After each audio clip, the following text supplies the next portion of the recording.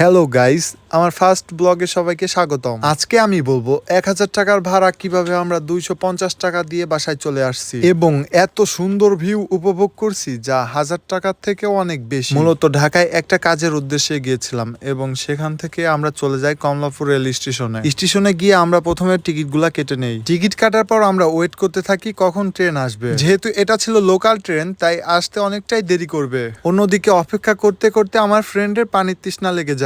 আমাদের উদ্দেশ্য local train ছিল না, কিন্তু ভাগ্যক্রমে নতুন এক্সপিরিয়েন্স হয়ে গেল। আমরা সকাল থেকেই কমলাপুরে অনেক খোঁজাখুঁজি করছি, কিন্তু ভালো কোনো ট্রেন আমরা পাইনি। অবশেষে স্টেশনে যখন ট্রেন এসে পৌঁছায় তখন সবাই যার যার ব্যাগ নিয়ে তাড়াহুড়া করে ওঠার চেষ্টা করে। অবশেষে আমরাও আমাদের বসার আসন পেয়ে যাই। ট্রেন ছাড়ার পর চারপাশের প্রকৃতিগুলা এত সুন্দর লাগতেছিল যা আসলে ভাষায় বোঝানো সম্ভব না। এরপর এই প্রকৃতিগুলা দেখতে দেখতে আমরা চলে আসি আমাদের গন্তব্যে। আমাদের গন্তব্য ছিল মূলত ফরিদপুর থেকে ঢাকা যাওয়ার সময় বাসে ভাড়া ছিল দুজনের 1000 টাকা এবং কমলাপুর থেকে ফরিদপুরে পৌঁছানো আমাদের খরচ হয়েছে 250 টাকা। আজকের জার্নিটা ছিল আলহামদুলিল্লাহ অনেক সুন্দর। সবকিছু মিলিয়ে আজকে অনেক এনজয় করেছি এবং অনেক এক্সপিরিয়েন্স পেয়েছি। যদি আমার ভিডিওটা ভালো লেগে থাকে অবশ্যই লাইক কমেন্ট করে পাশে থাকবেন। ধন্যবাদ।